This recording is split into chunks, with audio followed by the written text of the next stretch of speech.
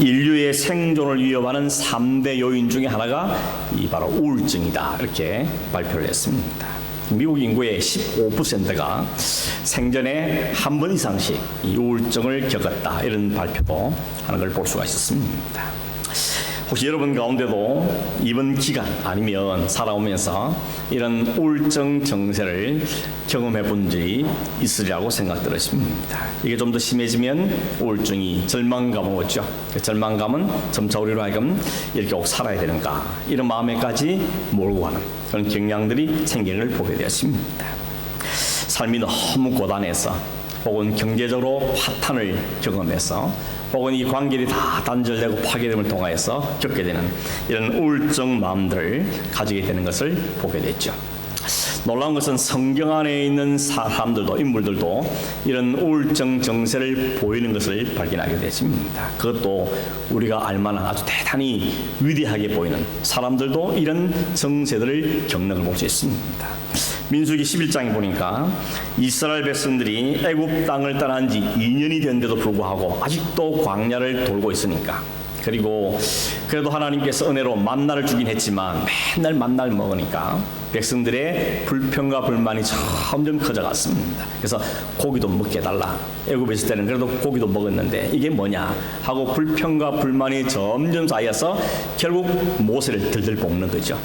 우리가 이렇게 못 살겠다, 지금이라도 애굽으로 돌아가자, 이런 움직임이 생기니까 그 백성들의 원함과 불평을 받았던 이 모세가 민수기 11장 11절 15절에 보면 이렇게 기도합니다. 모세가 여호와께 여짜오되 어찌하여 주께서 종을 괴롭게 하시나이까? 어찌하여 내게 주의 목전에서 은혜를 입게 아니하시고 이 모든 백성을 내게 맡기사 내가 그 짐을 지게 하시나이까? 이 모든 백성을 내가 배웠나이까? 내가 그들을 낳았나이까? 어찌 주께서 내게 양육하는 아버지가 젖 먹는 아이를 품듯 그들을 품에 품고 주께서 그들의 열조에게 맹세하신 땅으로 가라 하시나이까? 이 모든 백성에게 줄 고기를 내가 어디서 얻으리까? 그들이 나를 향하여 울며 이르되 우리에게 고기를 주어 먹게 하라 하온즉 책임이 심히 중하여 나 혼자는 이 모든 백성을 감당할 수 없나이다. 주께서 내게 이같이 행하실진대 구하옵나니 내게 은혜를 베푸사 즉시 나를 죽여 내가 고난당함을 내가 보지 않게 하옵소서. 이 모세의 심정이 좀 동의가 이해가 되십니까? 얼마나 덜덜 볶였으면, 얼마나 압박과 스트레스가 심했으면 하늘에게 은혜를 베풀어 주시되 그 은혜는 지금 당장 죽게 해주십시오, 이런 기도를 하게 되는 걸 보게 됩니다. 열왕기상 19장에 보면 갈멜산에서 바알과 아세라 신자 850명과 대결해서 하나님만이 참신이라는 것을 아주 불을 내려서 증명했던 그 용감했던 이 엘리야가 자기를 죽이지 않고는 못 살겠다고 덤벼드는 이 이세벨의 닭달같이 달라진 것을 피해서 로뎀 나무에 앉아서 하나님께 기도하기를 이렇게 말하죠. 여호와여 넉넉하오니 지금 내 생명을 거두시옵소서. 선지자들은 다 죽었고 나만 혼자 남았으며 내 생명도 빼앗으려고 합니다. 엄청 지쳤다는 것이죠.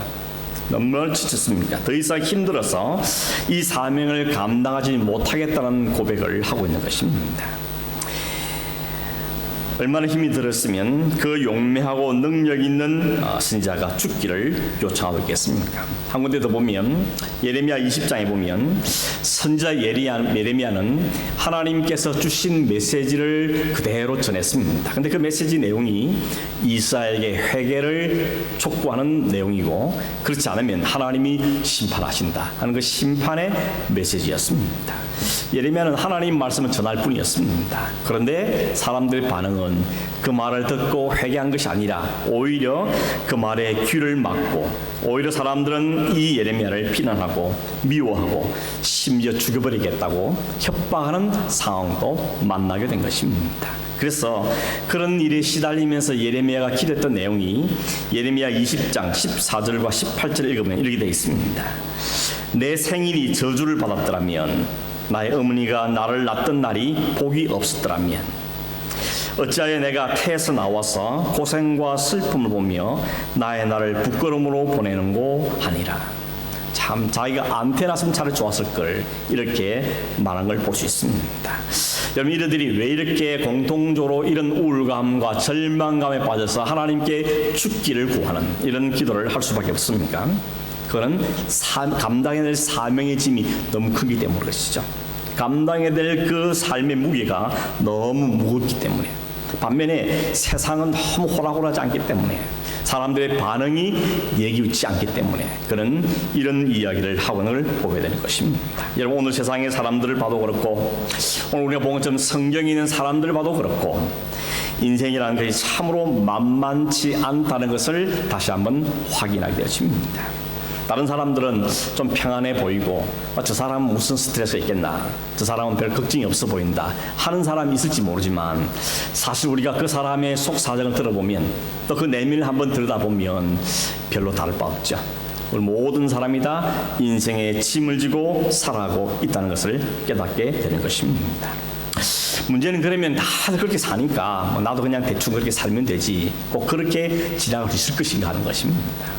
나는 뭐 특별하겠는가, 그냥 흘러가는 세월에 몸을 맡기고 될 대로 되라, 이런 마음을 갖고 마치 자포자기 하듯이 그냥 어쩔 수 없이 사는 그런 인생을 살 수밖에 없는 것인가 하는 질문을 갖게 되는 것입니다. 오늘 사도 바울은 오늘 우리에게 그렇지 않은 삶이 있다고 말합니다.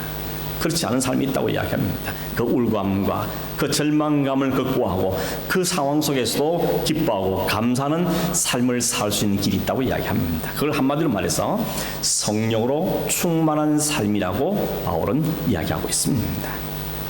오늘 저는 이 사도 바울이 간곡한 마음으로 에베소 교회 성도들 향하여서 오직 성령으로 충만을 받으라 라고 외쳤던 그 음성이 오늘 저와 여러분들도 동일한 마음을 갖고 받는 하나님의 말씀으로 받아지기를 간절히 바랍니다.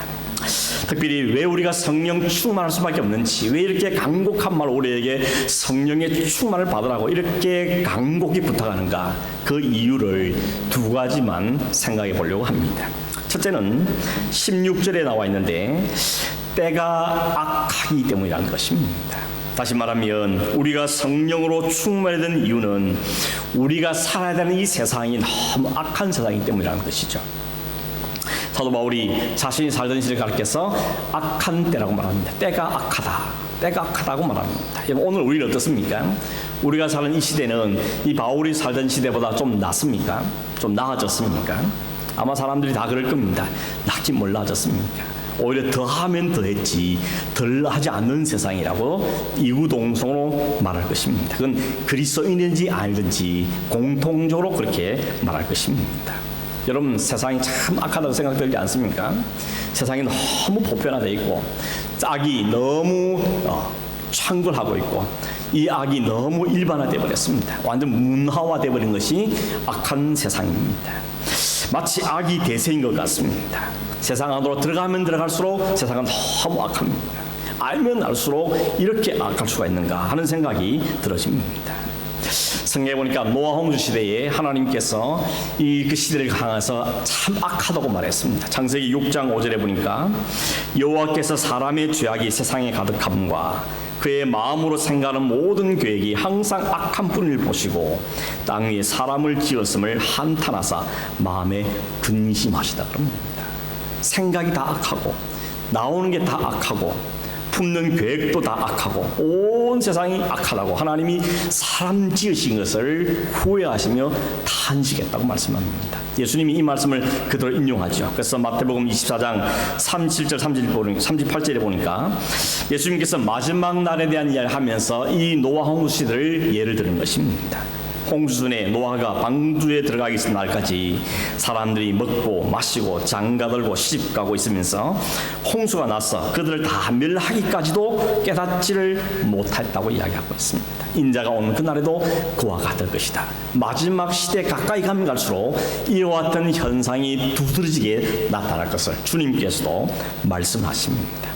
여러분, 악한 시대의 특징은 생각이 악합니다. 계획이 악합니다. 그 악한 마음과 생각에 나오는 것들이 역시 악할 수밖에 없는 것이죠.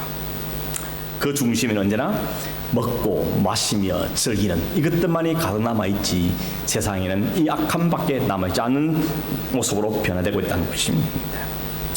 여러분, 이것이 오늘 성도들이 여전히 살아야 될 세상이라는 것을 성경 우리에게 먼저 말하고 있습니다. 나이스한 세상에 사는 게 아니라는 겁니다. 다 좋은 걸 사는 게 아니라는 것이죠. 이런 세상 속에 우리가 노출되어 있고 우리가 살아야 될 세상이기 때문에 어떻게 살아내겠냐는 겁니다. 그건 우리 말로 맨정신으로 도대체 살아낼 수 있겠냐는 것이죠. 어떻게 살아낼 것인가.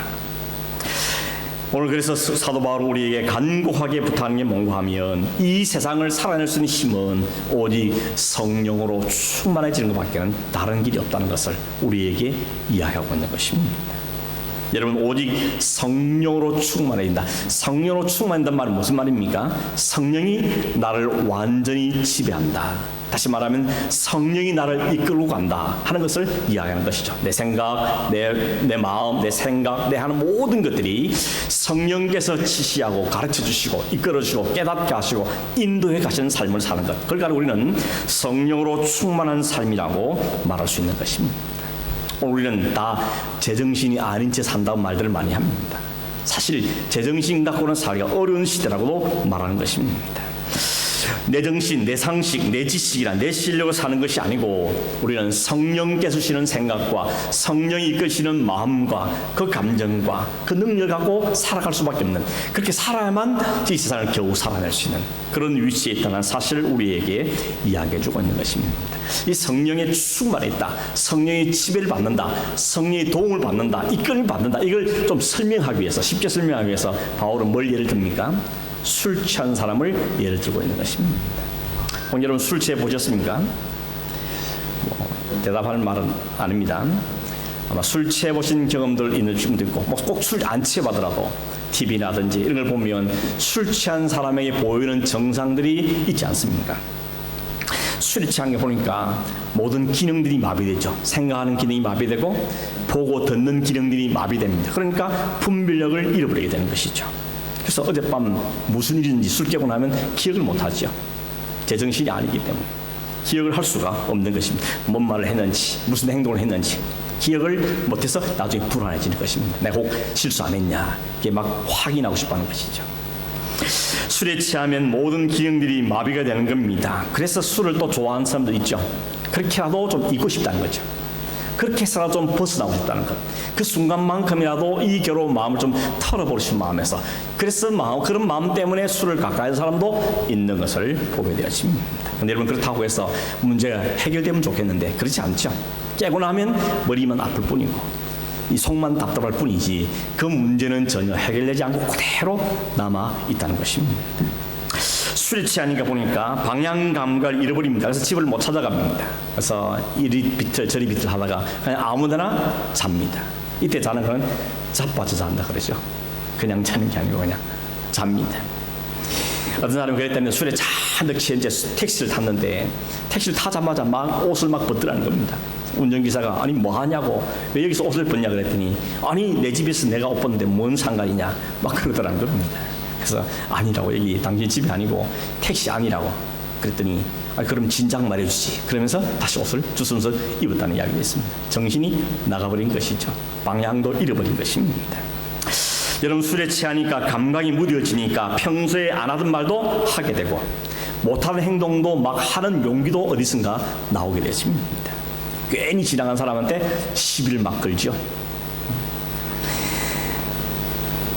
그냥 상사에게 막 대들기도 하고 주사를 막 부리는 것입니다. 어떤 사람은 길 가다 괜히 가만히 서 있는 전봇대를 향해서 길 비키라고, 왜 길을 막냐고 막 시비하고 싸움을 거는 그런 사람도 있는 걸 보게 되는 것입니다. 여러분, 이게 술에 취하니까 그 마지막은 어디로 가는가 하면 바울은 이렇게 말합니다. 술 취하지 말라. 이것은 방탕함으로 간다는 것입니다. 방탕이란 말은 이 말의 단어의 뜻은 뭔가 하면 허비하고 낭비한다는 뜻입니다. 이 누가복음 15장에 보면 그 탕자 비유 때 그러죠. 아버지 재산을 다 가져다가 멀리 가서 허랑방탕했다. 그 방탕이라는 것이 다 허비했다는 것입니다. 쓸모없는데 재물을 다 소비하고 필요 없는 것 시간을 다 버리고 이 방탕, 이 허비와 낭비를 가리켜서 방탕이라고 이야기하는 것입니다. 근데 여러분, 바울이 술을 예를 들었을 뿐이지 사실 술만은 아니죠. 그냥 하나의 예를 들 뿐인 것입니다. 오늘 세상에 우리가 취해 사는 것은 단지 술만이 아니죠. 돈에 취하고 명예에 취하고 인기에 취하고 이성에 취하고 욕망에 취하고 온통 세상은 우리로 하여금 정신을 빼앗아가는 이것들로 가득 차 있는 것이 오늘의 세상의 모습인 것입니다. 근데 여러분, 성령으로 충만하면 사도 바울이 그렇게 살지 않고 다르게 살 수 있다는 이야기하는 겁니다. 다르게 살 수 있는 방법인데 그건 성령의 충만을 받는다였습니다. 어떻게 삽니까? 오늘 성경에 보니까 지혜롭게 산다는 겁니다. 오늘 15절에 보면 우리가 어떻게 행할 것을 자세히 주의하라고 말합니다. 그게 지혜로운 삶에는 말하는데 그냥 성령이 충만할 때 우리가 지혜로워진다고 말씀하고 있습니다. 하나님의 뜻을 분별하고 이해하라고 그러는데 그것이 어떻게 가능한가 하면 성령에 충만할 때 주의 뜻이 무엇인지를 분별하고 이해하게 된다고 말하고 있는 것입니다.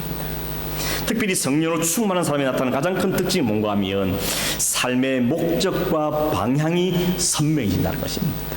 왜 사는지, 어디를 향하고 가고 있는지, 무엇에 살아야 되는지에 대해서 선명하게 또렷해진다는 것입니다. 밥을 먹어도 일을 해도 이유가 있습니다. 목표가 있습니다. 목적이 있다는 이야기인 것이죠. 술 취한 사람들이 방향도 잃어버리고 삶의 목적이나 이유를 잃어버린 채 갈팡질팡하는 것과 달리 분명한 목적과 방향을 가지고 사는 삶을 사는, 그게 바로 성령에 충만한 사람에 나타나는 삶의 귀중한 모습이라는 겁니다. 왜 우리가 삶이 자꾸 헷갈립니까? 왜 살아야 되는지, 멀리 살았는지, 어떻게 살 건지 선명하지 않기 때문에 헷갈리는 것입니다. 그런데 그게 선명한 사람들은 그 일을 향해서 초점을 맞추고 달려가기 때문에 그 인생은 술 취한 사람의 인생은 다른 삶을 살아가게 되어지는 것입니다. 여러분, 성령을 충만하라 그러니까 지금 성령 조금 있는데 점점점 많이 있어야 된다, 그런 의미를 말하는 것이 아니고 이미 성령은 우리 안에 계시지 않습니까? 그래서 우리가 예수를 믿게 했습니다. 우리 안에 영원히 떠나지 않고 거하십니다. 그러면 충만하려면 어떻게 하는 겁니까? 성령께 우리가 천조록 복종하는 것입니다. 성령이 주시는 생각, 성령이 주시는 말씀, 뜻에 순종해서 그의 인도함을 받는 삶을 사는 게 충만한 삶을 사는 것입니다. 어떤 사람들은 성령이 계속 말씀하시고 계속해서 지적해 주시고 환경과 사건 통해서 우리에게 보여주신데도 불구하고 자꾸 고집을 부리고 불순종할 때 성령이 어떻게 한다 그럽니까? 우리 안에서 탄식하신다고 말했습니다. 성경은 인격적인 영이기 때문에 우리를 막 쩔쩔 끄집어가는 것이 아니라 계속의 감동을 주시고 조명해 주시고 가르치시는데 우리 거기 자꾸 불순종하면 성령이 우리 안에서 울며 탄식하신다고 성경은 우리에게 말씀하고 있는 것입니다. 여러분, 사도 바울은 오늘 우리에게 어떻게 하는 거면 오직 성령으로 충만함을 받으라고 말씀인데 이 말씀은 명령형입니다. 그리고 이 말씀은 복수형입니다. 수동태입니다. 그리고 현재형입니다. 명령이라면 뭡니까? 옵션이 아닌 이야기죠. 그리스도인의 삶을 살기 위해서 이게 옵션이 아니고 필수라는 것입니다. 컴펄서리라는 것이죠. 반드시 성령 충만해야 된다고 이야기합니다. 수동태라는 말은 뭡니까? 이 순간 내가 쟁취한 것이 아니고 하나님이 주신 것에 수동을 반응하는 것은 의미를 갖고 있고, 복수형이란 말은 한 사람만 성령 충만한 거 아니라 모든 성도가 각 사람이 다 성령 충만했다는 걸 이야기하고 있고, 현재이라는 것은 한 번 성령 충만 끝나는 것이 아니라 이 성령이 충만한 삶의 상태를 계속적으로 유지해 간다는 뜻을 갖고 있는 것입니다. 여러분, 우리가 성령 충만할 이유는, 첫 번째 이유는 뭡니까? 바로 세상이 너무 악하기 때문에 이 악한 세상 속에서 그리스도의 정신을 잃지 않고 세상과 타협하지 않고 믿음의 삶을 살아내기 위해서는 성령으로 충만하지 않고는 불가능하기 때문에 오늘 우리는 성령의 충만을 받아야 되고, 사도 바울은 그래서 우리에게 성령 충만을 받으라고 우리에게 분명하게 이야기하고 있는 것입니다. 오늘 세상은 점점 감각적으로 가고 있죠. 돈과 이성과 명예와 권력과 모든 걸 쫓아가면서 사람들은 다 마치 난파선처럼 목적도 방향 없이 살아가고 있는 세상입니다. 이런 세상에서 진짜 제대로 삶을 살아내려면, 제대로 그리스도인다움을 유지하며 살아내려면 오늘 우리에는 성령으로 충만한 것은 필수라는 겁니다. 여러분, 중간지대는 없습니다. 이것도 적당히, 저것도 적당히, 그런 건 없습니다. 성령이 충만하지 않으면 세상에 끌려가게 되어 있습니다. 성령의 인도를 받지 않으면 세상의 인도를 받을 수밖에 없습니다. 중간지는 없다는 겁니다. 세상의 악한 것들이 빨아당기는 힘이 얼마나 강한지 여러분 무시하면 안 되는 것이죠. 가만히 있으면 중립에 있는 게 아닙니다. 가만히 있으면 세상에 끌려가게 되어 있습니다. 세상의 악은 우리가 생각하는 것보다 훨씬 더 강력한 힘을 가지고 있습니다. 그래서 바울은 강구하게 우리 부탁하는 겁니다. 오직 성령의 충만함을 받으라는 것입니다. 그 성령의 충만함 우리가 계속 유지하는 상태로 살아가야 되는 것이죠. 이걸 바울은 다른 말로 말하면 내게 사는 것이 내가 아니고 그리스도라고 말하죠. 그리스도께 내 안에 사시고 내 삶의 주인 되어주셔서 나의 모든 것들을 주장하시고 다스리는 상태, 그게 바로 성령의 충만한 상태고 그게 성령의 인도를 받는 상태인 것을 이야기합니다. 그것만이 우리로 하여금 이 험악한 세상에서 믿음으로 살 수 있는 유일한 방법인 것을 성경은 우리에게 말씀하고 있는 것입니다.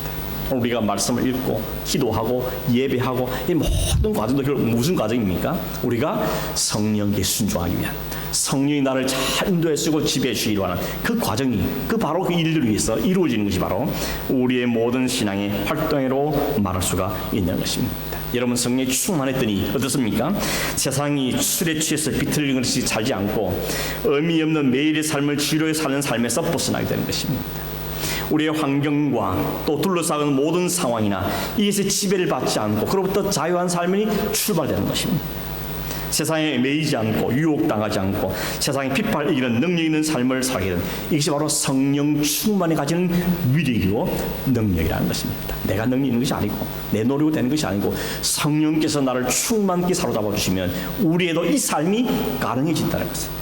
이 삶을 살게 된다는 사실을 성경은 오늘 우리에게 이야기하고 있는 것입니다.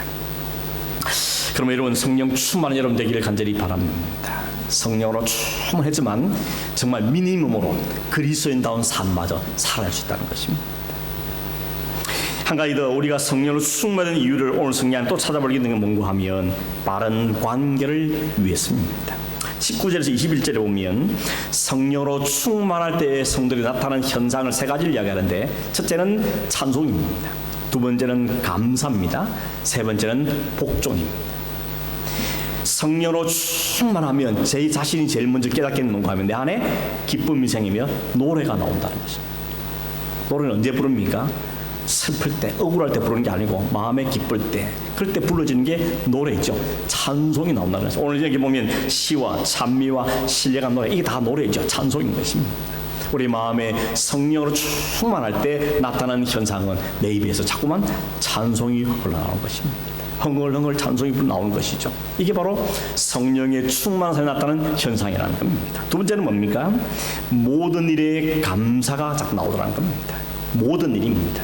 좋은 일인지 나쁘든지 어떤 일 만나든지 그 일을 참 묵상하면서 하나님께 대한 감사가 자꾸만 나와지라는 거죠. 불평과 원망과 한숨이 이렇게 자꾸 없어지고 내 안에 이래도 감사, 저래도 감사, 이것만도 감사, 저것만도 감사, 이런 데 감사가 자꾸 마음속에 솟아오는 이유가 바로 성령께서 내 마음을 다스려 주시기 때문인 것입니다. 일을 해도 감사하죠.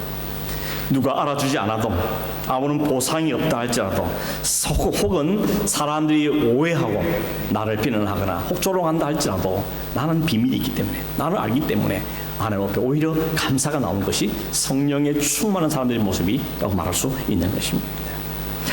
성령을 충만하니까 직업이 뭔지, 일이 얼마나 어려운지도 별로 중요하지 않습니다. 그냥 일 하게 된 것만도 감사하고, 일에게 섬길 수도 감사하고, 내가 살아있는 것만도 감사하고, 오늘 아침에 눈을 뜬 것만도 감사하고, 이 감사가 성령의 충만한 삶에 나오는 모습인 것이죠. 근데 목적도 없고 의미도 없고 방향 없는 사람은 오늘도 왜 내가 눈이 떠졌을까? 그냥 지난밤에 눈 뜨지 말걸, 이런 마음이 드는 절망감과 우울감에 사로잡혀 살 수밖에 없는 것입니다. 그런데 성령으로 충만한 사람은 무슨 일만 해도 감사한 거죠. 사도 바울이 그러지 않습니까? 내가 어디를 가든지 어떤 행비를 찾든지 나는 감사할 수밖에 없다고 그렇게 고백하고 있는 것입니다.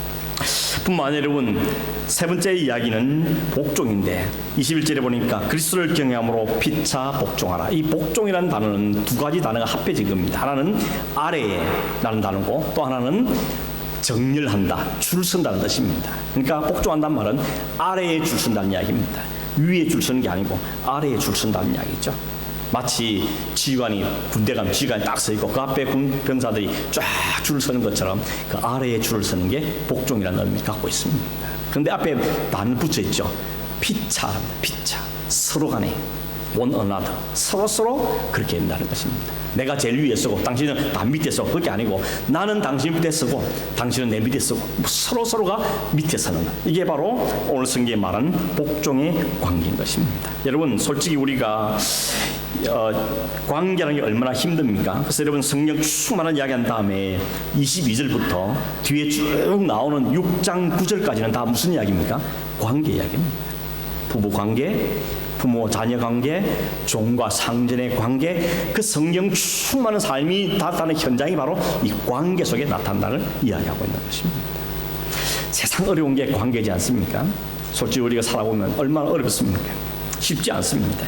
가까운 부부관계부터 시작해서 좀 멀리 종과 상전의 관계, 사회적인 관계까지 우리가 관계를 맺고 산다는 그 자체가 상당히 힘들고 어렵습니다. 그렇죠.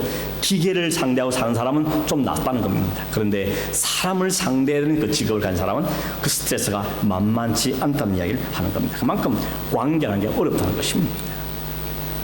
일반적으로 사람들이 관계를 잘 못합니다. 스트롬입니다. 그것이 우리의 삶을 힘들게 하는 많은 부분을 차지하는 것도 사실입니다. 어떤 의사는 그렇게 말했습니다. 현대인들이 겪고 있는 여러 가지 정신적인 질병과 어려움의 원인은 인간 관계에서 온다라고 말했는데 그 말이 참으로 맞는 말인 것 같습니다. 물론 여러분 이런 사람도 있죠. 타고난 성품이 워낙 온화해가지고 그 사람한테는 아무 적이 없고 그 사람 말을 해도 다 그냥 편안하고 그런 사람도 간혹 볼 수 있습니다. 그런데 여러분 그런 사람도 리미트는 있습니다. 그렇죠? 그 리미트를 넘어서면 폭발하면 이 사람 더 무서운 사람인 것이죠. 그러니까 잘 보고 요순 잘 지켜야 되는 겁니다. 그래서 넘어서면 위험해지는 것이죠. 뭔가 문제가 터지면 그 관계가 깨어지고 마는 것이죠. 때로는 그것이 별것 아닌 것을 갖고 관계가 틀어진 경우도 참 많습니다. 여러분 인격적으로 너무 아니어서 문제 나기보다는 오해로 해서 문제 생긴 게 훨씬 더 많지 않습니까? 알고 보니 별것 아니었는데 그거 알 것까지는 그 관계가 비틀어지는 경우들이 얼마나 많습니까? 특히 부부 사이도 그렇지 않습니까? 자존심을 내세우기 시작하면 그 관계가 상당히 어려워지게 되는 것입니다. 오늘 여러분 얼마 전까지만 해도 인꼬부부라고 소문났던 그 사람들이 갑자기 성격 차이다 뭐 이러면서 헤어졌다는 소식들을 우리는 TV라든지 이런 미디어에서 많이 보게 되는 이건 뉴스거리도 아니죠 사실은. 사람 사는 관계 속에는 언제나 긴장과 갈등과 스트레스와 비교와 질투와 분열인 일이 언제나 끊임없이 찾아오게 되어 있습니다. 그래서 인간관계를 맺는 것이 무척 어려운 것입니다. 더구나 우리가 이게 좁은 사회, 이민 사회, 좁은 사회에 살다 보니까 도망갈 데도 없습니다. 길 가면 만나고 여기 가면 만나고 저기 가면 만나고 한 달이 건너면 또 만나고 이런 사회에 우리가 살고 있습니다. 마음에 들지 않는 배우자를 사랑하고 용서하고 인내하며 산다는 건 쉽지 않습니다. 직장에서도 말도 안 되는 명령을 내리는 상사에게 복종한다는 건 쉽지 않습니다.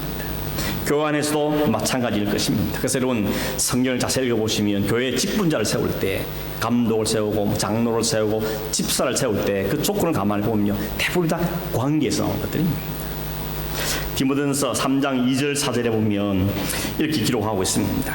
그러므로 감독은 책망할 것이 없으며 한 아내의 남편이 되며 절제하며 신중하며 단정하며 나그네를 대접하며 가르치기를 잘하며 술을 즐기지 아니하며 구타하지 아니하며 오직 관용하며 다투지 않으며 돈을 사랑하지 아니하며 자기 집을 잘 다스려 자녀들로 모든 공손함으로 복종하여는 자라야 할지며 3장 8절 10절에는 이와 같이 집사들도 정중하고 일구원하지 아니하고 술에 임박히지 아니하고 더러운 일을 탐하지 아니하고 깨끗한 양심에 믿음의 비밀을 가진 자라야 할지니 이에 이 사람들을 먼저 시험하여 보고 그 후에 책망할 것이 없으면 집사의 직분을 맡게 할 것이요. 대부분 다 능력을 잘 말하지 않습니다. 다 관계를 말하고 있습니다. 얼마나 가정에서 남편으로서 관계를 잘 하고 있는 것인가, 다른 사람의 관계를 잘 하고 있는가, 이게 더 중요한 문제를 차지하고 있다는 겁니다. 왜 신앙이 좋은 사람, 기도 잘하는 사람, 믿음이 충만한 사람 이런 걸 말하지 않고 이렇게 사소한 관계 문제를 말하고 있습니까? 왜냐하면 이 공동체는 관계성 속에 이루어지기 때문에 그렇죠. 그러므로 교회 리더가 공동체 리더가 되기 위해서는 이 관계를 잘하는 사람이어야 되는 것을 성경에게 못 박아 우리에게 이야기하고 있는 것입니다.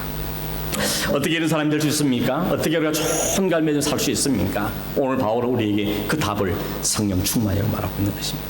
성령으로 충만한 것만이 답이라고 우리에게 이야기해 줍니다. 그러므로 여러분, 성령 충만할 때 나타나는 가장 뚜렷한 특징이 뭔가 하면 관계가 회복이 되기 시작한다는 것입니다.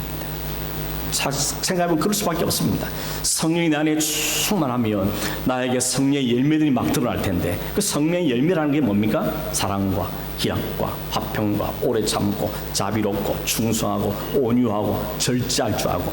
그런데 그 인격이 드러나는데 어떻게 그게 다툼과 원망과 투쟁으로 벌어지겠습니까? 그래서 바울은 말하는 겁니다. 성령 충만이 답이라는 것입니다. 성령 충만해서 그 성령의 열매가 우리에게 맺혀질 때 우리 부부의 관계가, 부모와 자녀의 관계가, 직장에서의 관계, 우리 모든 삶의 관계가 풀려지는 역사가 있다는 것을 성령 우리에게 이야기해주고 있는 것입니다. 여러분, 성령 충만해지면 그런 경험 한 적 있으시죠? 미워했는데 마음이 미움이 없어지는 겁니다. 사랑한 정도까지는 못해도 적어도 미워한 마음은 사라지기 때문에 이해하고 용납하고 인정해주고 이런 자리에 가게 되는 바로 성령이 맺게 하는, 우리의 감정을 지배하고 나타나는 성령의 열매인 것입니다. 오늘 말씀을 맺습니다. 여러분, 두 가지를 말씀을 드렸습니다. 오순절날 성령께서 마가다락방에 거의 모여서 성령을 기다리면서 기도하고 있던 그 120명 가운데 한 사람 한 사람의 성령이 각각 임했습니다. 성령이 임하니까 이들이 마음이 다 함대져서 그 다락방에 갇히지 않고 밖으로 튀어나갔습니다. 온 예루살렘과 유대와 사마리아 땅끝까지 복음 중간에 정의되어서 뛰쳐나갔습니다. 그리고 그 위에는 하나님의 생명의 말씀이 전하는 그 복음이 다른 언어로 막 터져나오기 시작했습니다. 복음을 전한 정인이 된 삶을 살죠. 근데 이게 시작이었습니다. 이건 끝이 아니고 시작이었습니다. 이렇게 이루어진 그 교회 공동체를 이루고 안에서 그 성도의 삶을 살아내서 그들에게는 꾸준히 계속해서 성령의 충만한 은혜가 필요했다는 것입니다. 그래서 바울이 그럽니다. 이 편지를 누구에게 썼습니까? 에베소 교회 성도들에게. 이미 성령으로 예수를 믿고 교회 공동체를 이룬 그들에게 사도 바울은 강구하게 이야기하고 있는 것입니다. 여러분, 늘 성령으로 충만해야 됩니다. 늘 성령의 충만함을 유지해야 됩니다. 성령의 충만한데, 왜냐하면 세상이 너무 악하기 때문에, 우리가 살아야 될 이 세상은 너무 악하기 때문에 이 악한 세상 속에서 맞짱을 뜨며 그리스도인다움을 유지하며 살아내기 위해서는 성령 충만하지 않고는 살아낼 수 없다는 것을 바울은 이야기하고 있는 것입니다. 오늘 우리가 그리스도인의 정체를 잃지 않고 세상 속에 살아가려면 오직 한 가지, 그 성령의 충만을 받는 외에는 다른 방법이 없다는 것을 말합니다. 여러분, 세상은 진짜 악해져가고 있습니다. 전에는 생각도 못했던 그 범죄, 끔찍한 일이 오늘 버젓이 벌어지지 않습니까? 어떻게 저렇게까지 할 수 있을까? 저건 인류를 버리고 천류를 버린 짓이다. 이런 말들이 나올 일이 점점 거세게 일어나고 있습니다.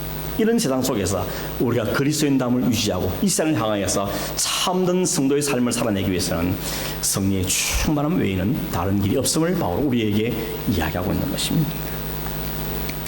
그러면 여러분, 우리가 성령께서 나를 충만하게 지배해 주시기 위해서 우리는 기도해야 되는 것입니다. 특별히 내 감정, 내 생각, 내 삶을 좀 잘 지배해 주시고 잘 컨트롤해 주셔서 내 삶에서 그리스도인다움이 드러나기 위해 주십시오 하는 그 기도의 제목이 우리에게 필요한 것이죠. 또 한 가지가 바로 우리는 어쩔 수 없이 공동체에 살아야 됩니다. 부부의 관계를 맺고 살아야 되고, 부모와 자녀의 관계를 맺고 살아야 되고, 또 직장에서 관계를 맺고 살아야 되고, 공동체 안에서 관계를 맺고 살아야 되기 때문에 이 관계를 잘 하는 것이 우리에게 얼마나 복입니까? 이 관계를 잘 하기 위해서 바울이 우리에게 제시하는 것은 성령으로 충만해진 것이라고 우리에게 말씀하고 있는 것입니다.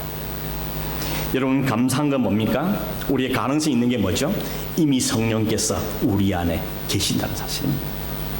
오순절 임한 그 성령께서 떠나버린 게 아니고 오늘 여전히 우리 안에, 우리 가정 가운데, 우리 교회 안에, 사회 안에 머물러 계시다는 겁니다. 이제 과제는 뭡니까? 그 성령을 인정하고 그 성령을 사모하며 구하는 것이 우리가 해야 될 자세인 것입니다. 예수님도 그러지 않습니까? 구하라, 찾으라, 두드리라. 그러면 하늘에 계신 너희 아버지께서 너에게 좋은 것 주지 않겠느냐, 성령을 주시지 않겠느냐 라고 우리에게 대묻고 계시는 것입니다. 여러분, 구하셔야 됩니다. 사모하셔야 됩니다. 하나님, 내가 성령으로 충만한 좀 인생을 살고 있습니다. 성령이 다스림으로 내 삶에서 성령의 열매가 좀 주렁주렁 맺히는 삶을 살고 싶습니다. 이런 사모함이 우리에게 있어야 되죠. 그 성령께서 여러 방 우리에게 말씀할 때 잘 순종하고 그 받아들이는 게 우리에게 필요한 것입니다. 그럴 때 오늘 우리에는 내가 생각해도 내가 어떻게 살 수 있지? 이런 놀라움이 터져 나오고 어떻게 이런 관계가 맺어갈 수 있을까 하는 이런 감탄사가 우리의 터져 나오는 삶을 살 수 있게 되는 것을 우리에게 말씀하고 있는 것입니다. 여러분, 술 취하지 말고 세상에 취하지 말고 성령으로 충만함을 받아서 그리스도인 다음을 정체를 잘 선명히 드러내는 삶을 살고 또 좋은 관계를 잘 맺어가는 그런 삶을 살아가는 저와 여러분 되기를 주의 이름으로 축원합니다. 한번 합심해서 한번 기도하겠습니다. 하나님, 우리에게 성령의 충만을 얻기를 원합니다. 함께 기도하고 성령께 우리의 말 다스려 주십시오. 그래서 성령의 열매를 맺는 삶을 살게 해 주십시오. 이런 마음을 갖고 잠시 한번 기도하겠습니다.